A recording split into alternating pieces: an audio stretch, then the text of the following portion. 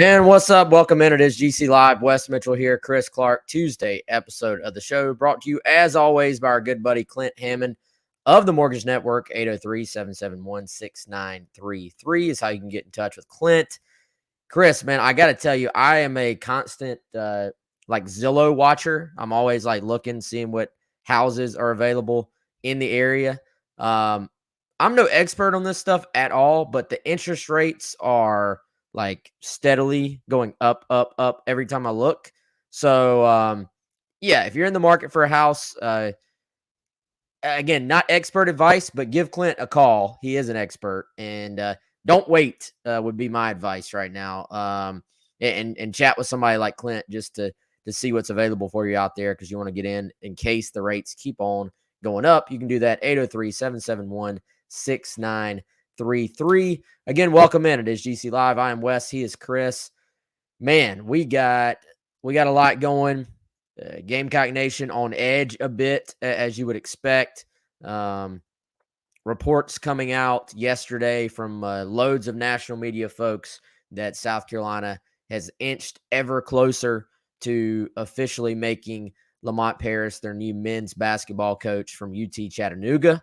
And it's been interesting, Chris. And you and I usually more focus on football on this show. We're going to get to some football, but that is the topic of the hour right now. And it'll be interesting to see, in my opinion, assuming, everything ends up being made official, how the fans react. I know how a lot of fans are reacting right now, how they react after the introductory press conference, after they start to see what the game plan is. Once they start to get a feel for the guy. Because right now there is that vocal group that does not seem pleased. No doubt. I mean, you said a mouthful there. And look, man, I mean, I think you can look back at the events of the past few days, and certainly word that we've used a lot. I feel like we always adopt these words on the show. So the one I'm going to throw out there that we're probably going to talk about a decent amount is optics. And so the optics around this search, where you've got some national media people even putting out tweets that sources say the mess is the search is a mess, or it's discombobulated, or you see some candidates dropping off, or some candidates taking Matt McMahon taking the LSU job when they've got the NCAA dark cloud lingering over them, the BJ Mackey situation where he rises up and there's a thought that he is, and not even, it's more than a thought, he was a legitimate candidate, gets passed over. Just the optics to the situation, I think, have some people very frustrated, particularly when some other coaches spurned South Carolina for this job. I do think there's going to be some settling of this, Wes. I think you brought up a key timeline or point of whenever this thing, would eventually get to a press conference situation. I think people will listen to Lamont Paris. He's a pretty level-headed, even-keel guy from what I've seen just in some of his media opportunities. And I think he'll do well in that setting. And I think you're going to see a little bit of settling then, where people, kind of like the one of our loyal listeners, watchers, just said there, people will get behind him and settle down. Now, are some people still going to be mad about the search, be mad at Ray Tanner? No doubt about it. I think that will persist. And then ultimately, the on-court results. I mean, that's what matters more than an intro press conference. People do care about that stuff. It does matter. They are going to make some snap judgments based on that. And I think that'll be a setting that he would do well in. But yeah, it has been, man, what an interesting, we were talking about it before we came on, very interesting past few days in Gamecock country.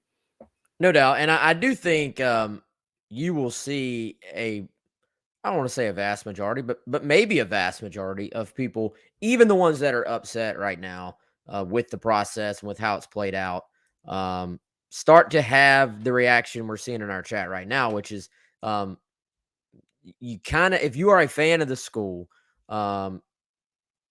you almost, I'm not saying anybody has to do something they don't want to do, but you kind of have no choice but to try and support the hire once it is made, because I don't think, I get there's this fan sentiment when things have gone bad on the court, there's a fan sentiment. Some people fall in that category of, I'm not going to spend my money and show up to send the message that the on the court um, product isn't what I want it to be, right? Like and some fans have that approach of like, I'm gonna be there. It's not my place to make those decisions, even if I want there to be a change, I'm gonna be there regardless because it's my team and I'm gonna support them.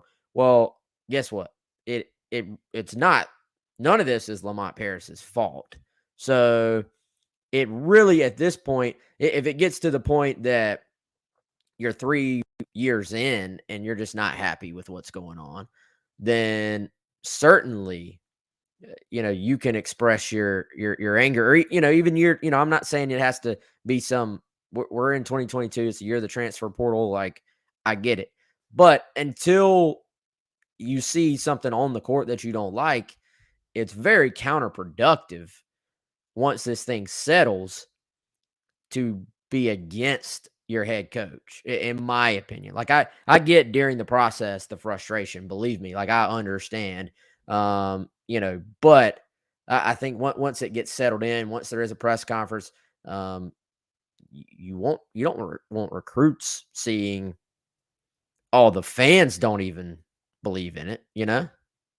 Yeah, exactly. I mean, that's not something that's very helpful. And I think some fans, trying to put myself in that situation, Wes, they feel a little stuck because they're very frustrated at the products, not even just products Mm. in USC athletics, and they want to support the student athletes.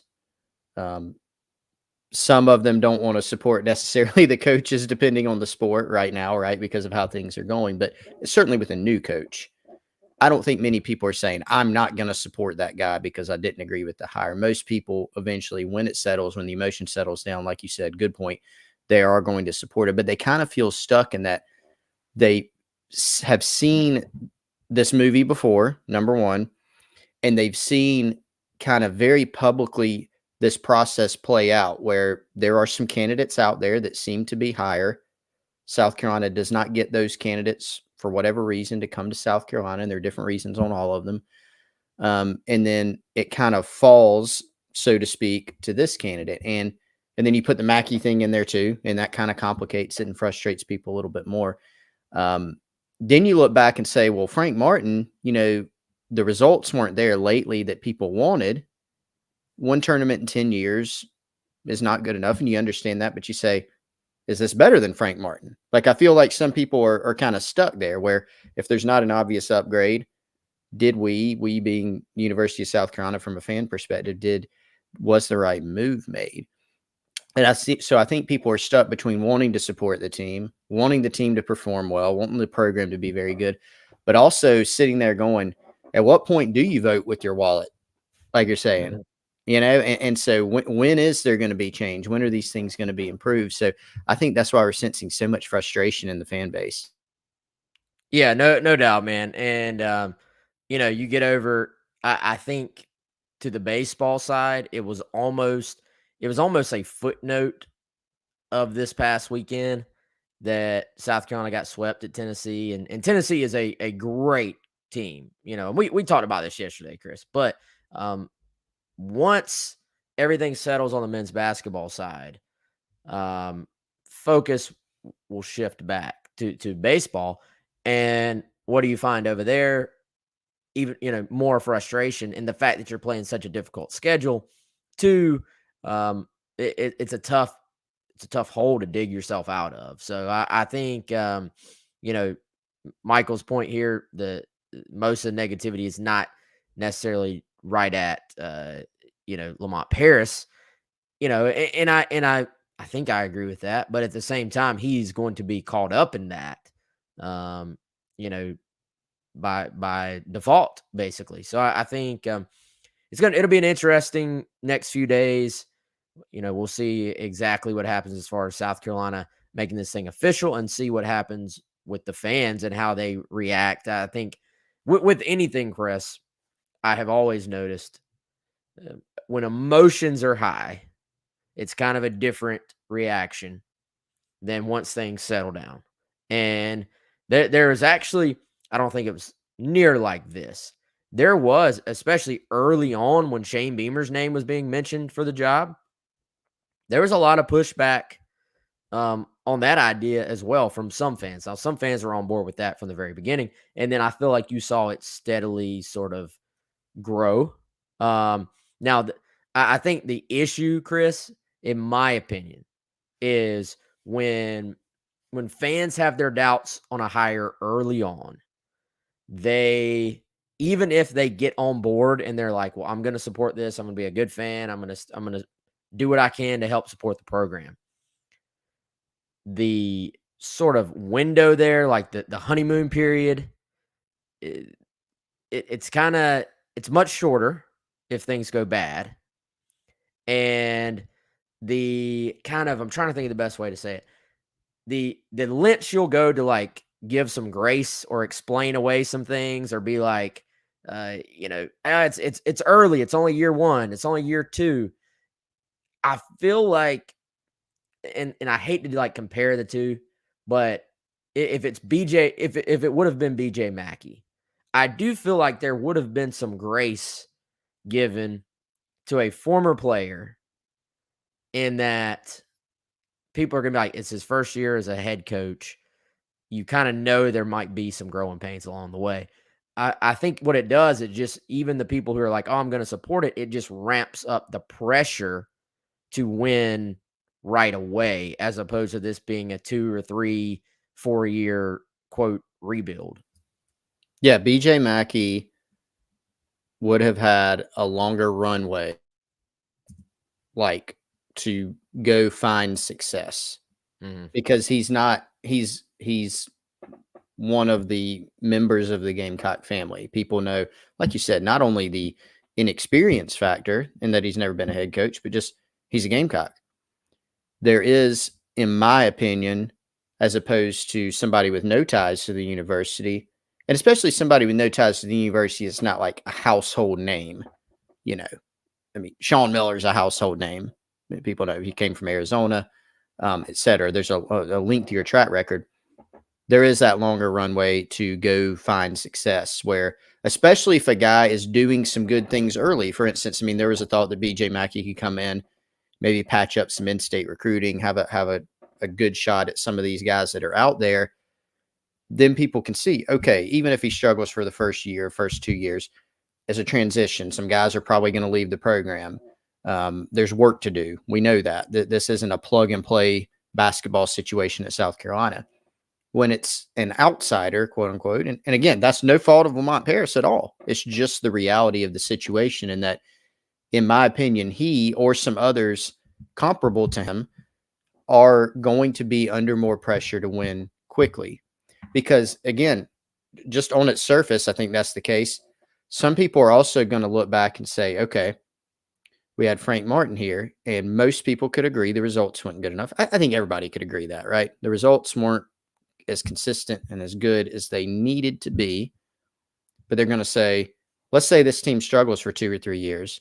They're going to say, we dismissed Frank Martin. He wasn't doing great, but he's pretty good or solid most of the time.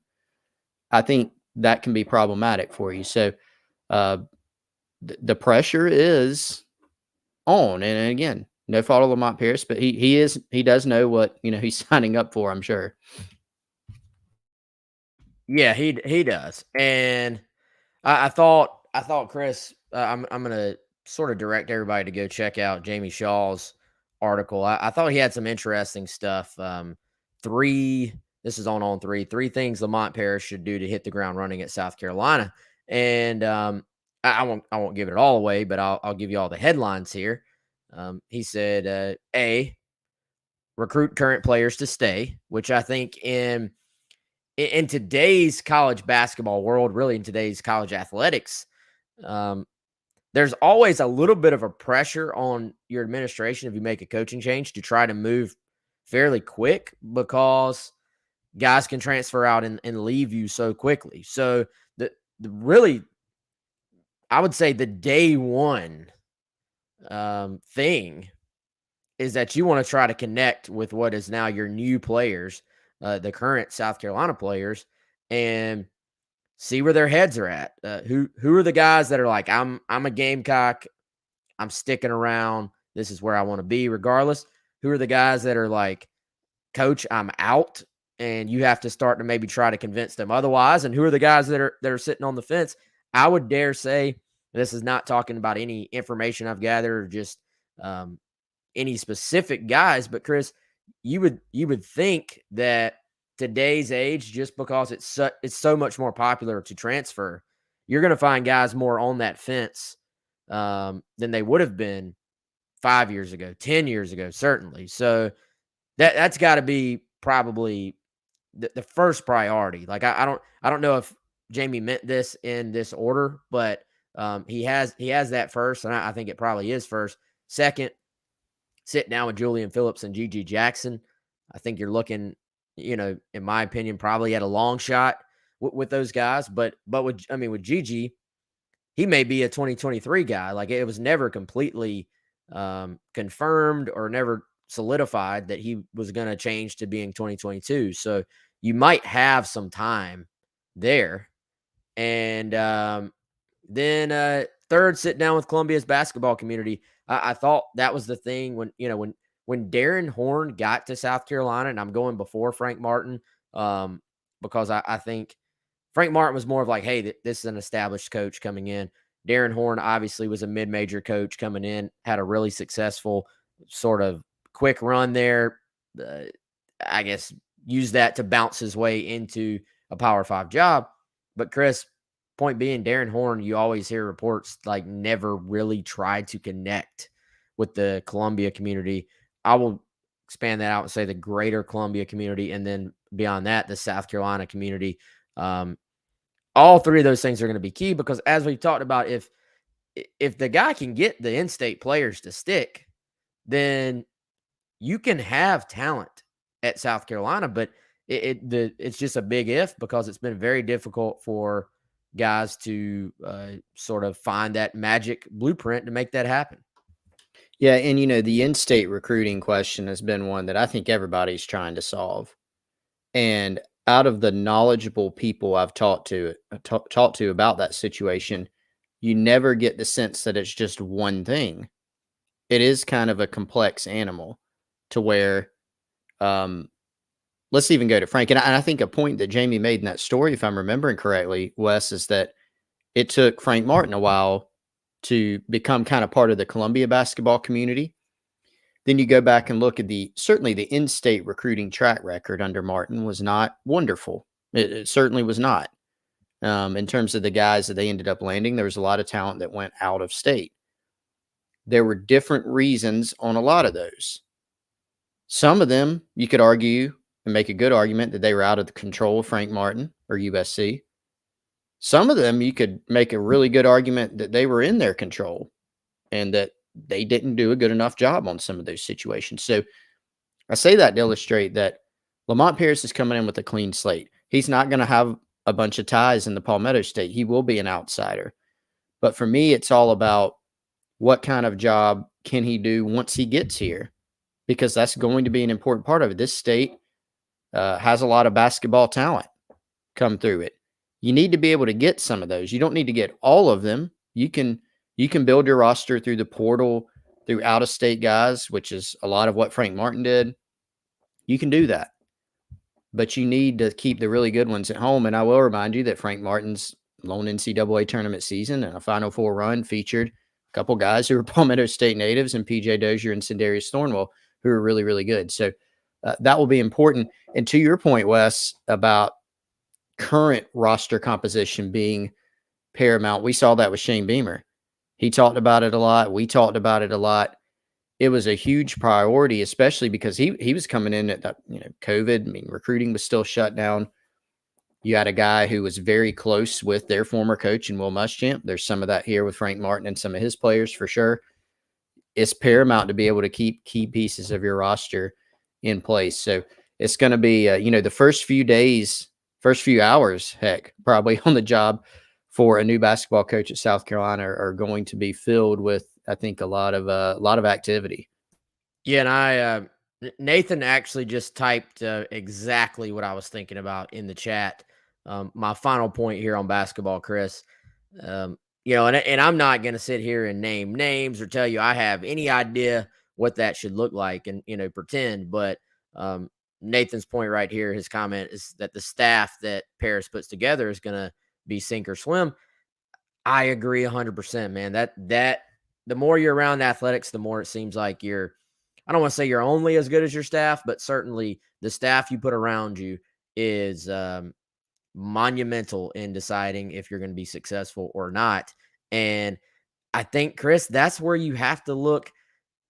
There are going to have to be some guys, in my opinion, with some ties to recruiting this area. Some guys that are going to give you, I would say, some credibility with these in-state folks, with the basketball community here to say, look, give my guy a chance. Give this guy a chance. Here's what he's all about.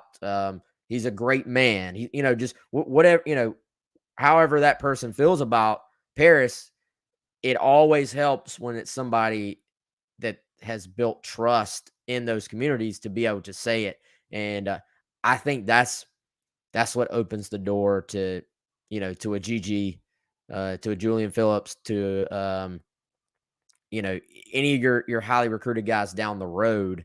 There's going to have to be either it's a big enough name assistant that's like a former coach that just everybody knows, or Chris, just a guy that, or multiple guys that have enough ties to this area that it gives him instant credibility.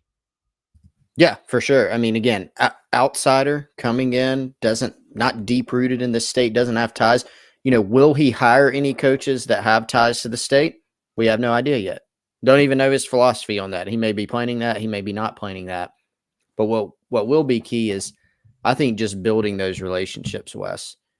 Even if, some of the Columbia community, whether it's coaches, former Gamecocks, would a lot of them have liked to see BJ Mackey? There is no doubt, because he either played with some of them or he knows a lot of them. He's an Irmo guy. He played at South Carolina, spent time at Charleston Southern. There are deep relationships there. But I don't think that nobody's going to give Lamont Paris a chance here. But it will be about staff. As we know, Wes, I mean, recruiting is about a couple of things at its core: relationships and work.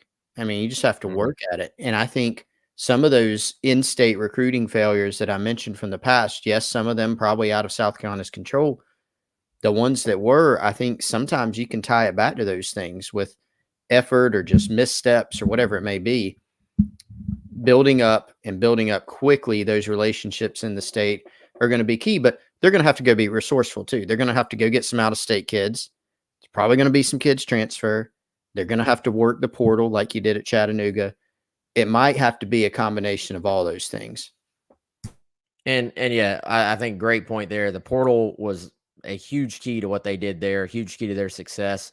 And it'll be interesting to see if there's anybody on the Chattanooga team that ends up hitting the portal as well, and maybe ends up being available at South Carolina. So that's all I think we got for today on basketball. Going to shift gears here to football. Before we do that, I want to tell you about our newest sponsor. It is the tax team at Liberty Tax here in Columbia. You can overcome your taxiety, 803-462-5576. I want to give a shout out to Larry and his team for being a sponsor of GC Live right now. They've got locations in Irmo, Lexington, and Columbia. That's 1123 South Lake Drive in Lexington, 7467 St. Andrews Drive in Irmo, and then 551 St. Andrews Road in Columbia, 29210, locally owned and operated. They have virtual income tax prep or in-person tax prep with a professional, and they are open late and on weekends this time of year to get you ready leading up to April 15th to make sure that your taxes are handled both efficiently and professionally. Again, 803-462-5576. Appreciate Larry and the tax team at Liberty Tax here in Columbia. Chris, Shane Beamer speaking today. Much different mood, I would say, on the football side. Beamer smiling, happy, seemed to be in a good place. I think he's, and I don't want to read too much into it, but I got to think, man, year two of anything you do, I'm not even talking about something as high profile as being the head football coach of an SEC football team. Year two, there's just such a different comfort level in just about anything you do. I almost feel like Shane Beamer exudes that right now, man. Like there was a comfort level, there was an excitement. I think he knocked on wood. They haven't had injuries really that as far as that are going to be serious long-term injuries either. That's always a key in spring practice. So what did anything stand out to you about the beginning of week 2 press conference from Shane Beamer this afternoon, which you can actually go see full notes from it from Colin Taylor on GamecockCentral.com. Well, I think what you said there definitely stood out to me, and just he's having fun. There's a high comfort level. Everything's, pretty positive. And I think he was pretty fired up about how some certain things in practice have gone. One thing, and he's referenced this multiple times, it seems like it's cleaner on the offensive side. He mentioned that they are going into year 2, and that was a big priority as having some staff continuity.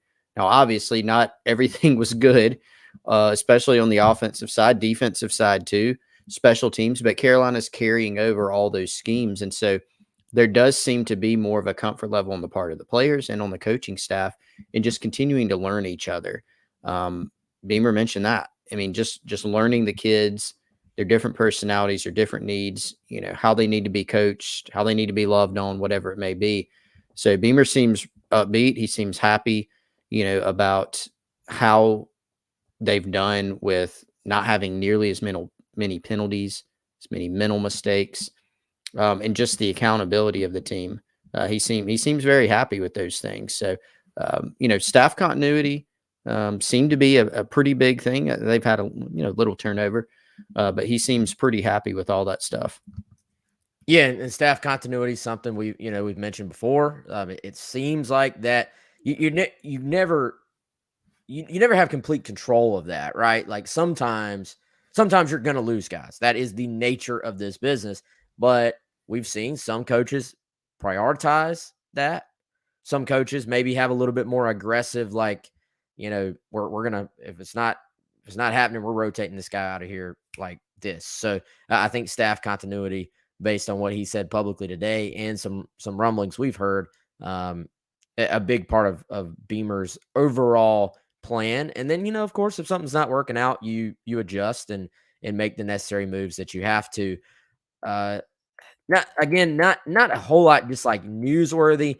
He said Jaheim Bell sort of confirmed Jaheim Bell has a hamstring issue, said that, it's not necessarily a situation that's going to keep him out for all of spring, kind of a day-to-day situation, as most hamstrings are. You're kind of constantly nursing it back. You want to see how quickly you can get back without pushing it too far. So otherwise, bumps, bruises, other guys with hamstrings, stuff like that. Beamer didn't name any other names on the injury report.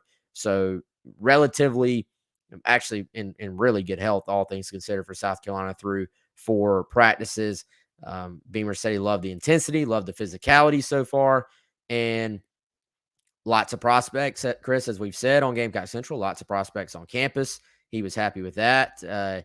Cam Pringle checking in today, big-time offensive tackle, 4-star guy, class 2024.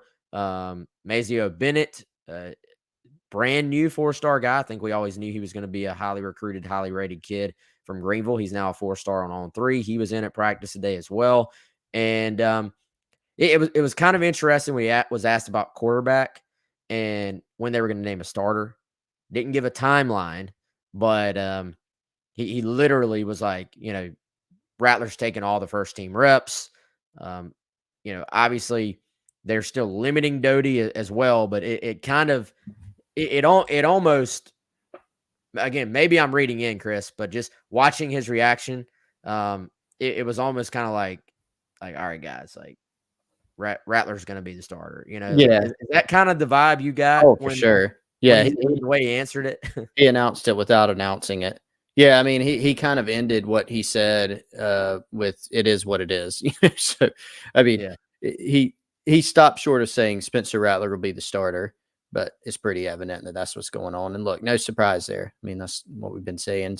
When a Spencer Rattler transfers into your program, he's he's going to play. He's going to start, especially in South Carolina's situation. So it is what it is. I would just echo what he said there.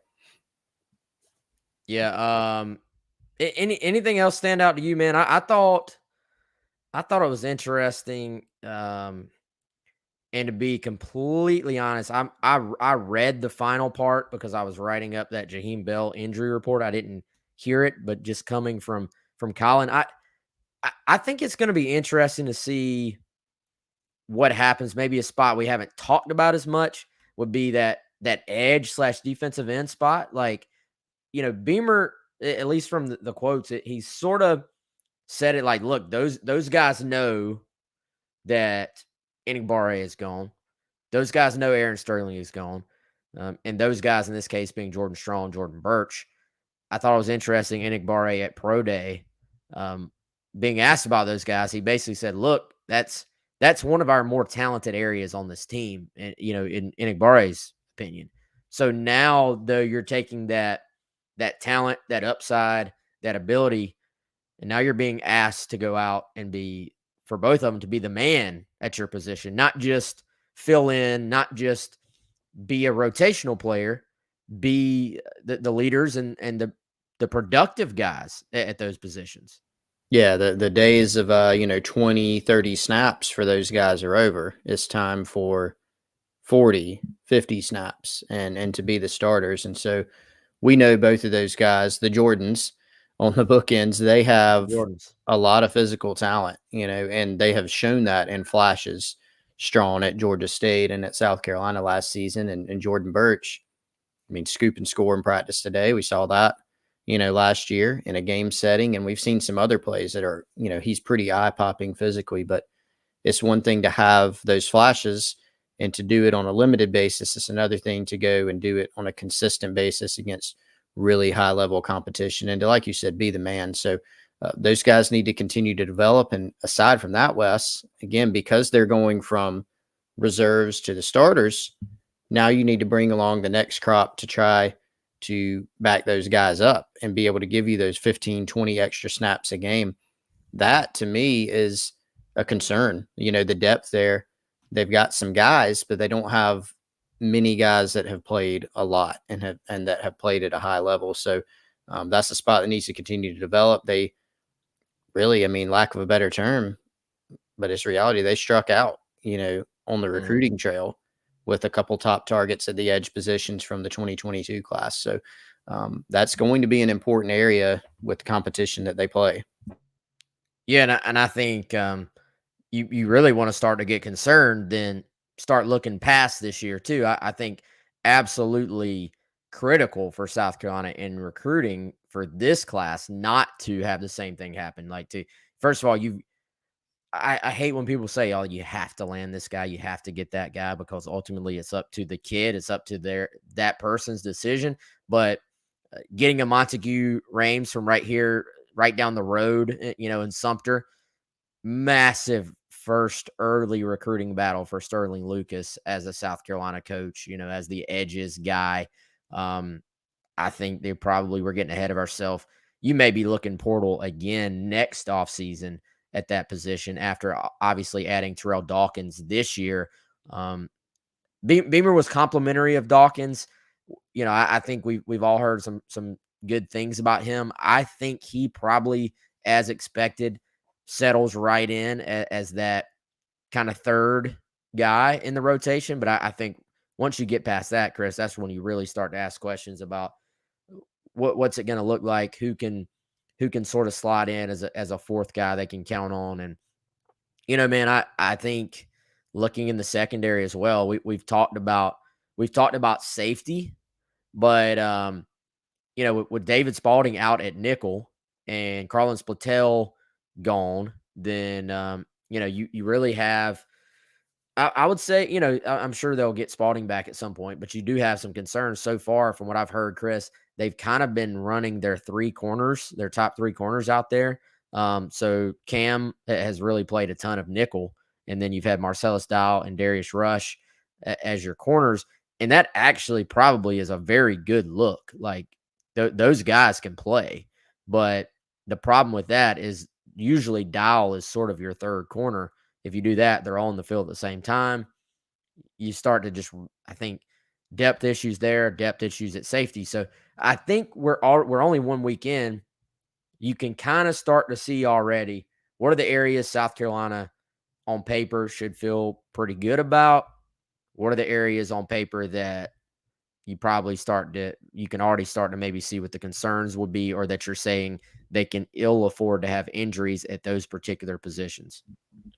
Yeah, and Gamecocks did, bolster the defensive back ranks with the 2022 class. They did sign a pretty good class there, but one of them, two of them actually, in Peyton Williams, Anthony Rose, on campus. Others will arrive this summer, but these guys haven't played, yet. It's positive that they'll be able to, particularly Rose, I think, with his physical tools, maybe they can come in and give you something. But the fact that you do have that lack of depth at the nickel does force you to move some stuff around, so it can affect safety. It can affect your corners. I agree with you. That is a good look. Cam Smith can cover. He's a physical guy, so a nickel spot is good for him, but he's also played corner and been very effective. So you would like to add some more depth there, and until further notice, until they can get that nickel spot situated, figure out safety a little bit more. Those spots are going to be concerns. You have Reed and Roderick at safety, but RJ Roderick has been thrown around as potentially playing nickel too, if needed. And behind those guys, again, a situation where you don't have a lot of depth. What do you think, Chris, about a guy like Ken Nelson Jr.? Like, is that someone you starting to maybe circle? And obviously, we'll say this ahead of time. It's never really that ideal to just be circling freshmen and hoping, especially ones that aren't here for the spring. I want to make that clear. He's not here yet. So, but he's the guy I look at and say, of the guys who aren't here, maybe is going to be in the best situation to potentially come in and help. Possibly. And the interesting thing about him is, he could probably play any of those spots with safety, nickel, corner.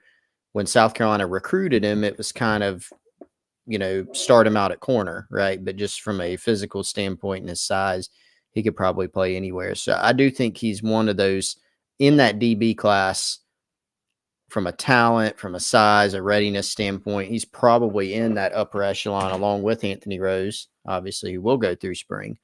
But again, always tough to tell with a freshman, particularly one who doesn't get to go through spring practice.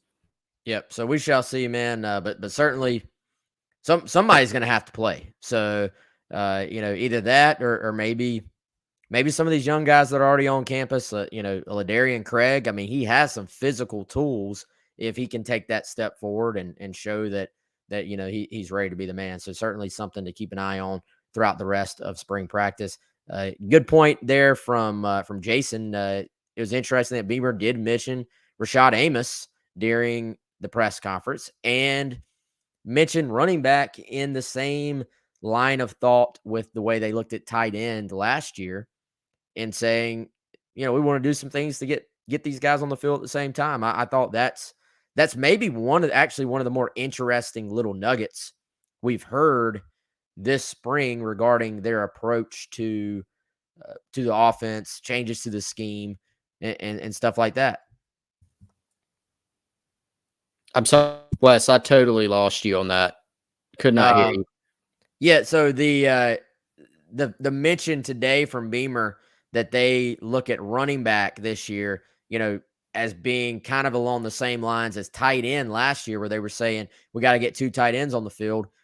Mentioning basically they've been looking at ways to get 2 backs on the field. I thought that was one of the more interesting nuggets we've gotten this spring. That wasn't just like a vague, we want to do this on offense. It was a more specific, like, interesting note about how they're tweaking this scheme a little bit. Yeah, true. And some guys with some different skill sets there. You just kind of go down the line of the running backs and you don't see, like, I don't really think you see any like clones of each other, so you got Marshawn Lloyd, you've got Rashad Amos, a bigger guy. Now he can run, but a bigger guy, Lavassier Carroll, who looks almost more like a receiver DB, right? And who's playing running back. And obviously Christian Beal-Smith, who has more of like a Kevin Harris-esque style, not as bulky as Harris, but has more of that style, and then Juju McDowell, who can do a lot of different things for you as well. So, I mean, it's an interesting group. I know we saw last year, just thinking back, we did see South Carolina do some like two back stuff a little bit. We saw some direct snaps to the running back where they didn't, maybe hand off the ball to another back, kind of some Wildcat-esque stuff. So that might open up things for that, or a Juju McDowell. Certainly, you think he could play in the slot. Lavassie Carroll maybe can do some stuff like that for you. So, yeah, I mean, look, that's what offense is about. Find a way to get your best players involved and get them the football. And so South Carolina, they lose some guys that were really versatile and could play, had a lot of production for them. But they've also got, I would say, arguably, they've got more guys that can do that this year. So it will be on the staff, to find some ways to get those guys involved. And running back's one of the spot where they have some. Yeah, and South Carolina Marshawn Lloyd continuing to say that he is feeling the best he has since he arrived at South Carolina, which is certainly a good sign. And I've said it multiple times. I've felt like Christian Beal-Smith may be just my favorite to win that job, but so far it sort of feels like Marshawn Lloyd, just based on the little bit of practice time we see, is doing everything he can to hold him off in that RB1 spot, fully knowing they're going to play at least two guys and then sometimes a third. All right, I think that's all I got for today, Chris. What about you, man? Yeah, sounds good, man. Good show. Appreciate everybody being here again on GC Live. Lots going on GamecockCentral.com. I mean, tons of content, football recruiting, football, obviously hoop stuff. So come on and visit GamecockCentral.com. Yep, and I saw somebody ask about Corey Rucker, the transfer wide receiver. He is indeed on campus for his official visit. From what he told me, he will be wrapping up on Wednesday, so still a little bit of time to go there. But we will certainly effort trying to get a reaction from him. Not sure yet if he's going to take any more visits after this or if that will be it, but Gamecocks certainly trying to make a run at him and bring him in as another weapon on offense who can maybe play right away. So, all right, check us out, GamecockCentral.com. We'll be back later this week on GC Live. For Chris, I'm Wes. We'll see you then.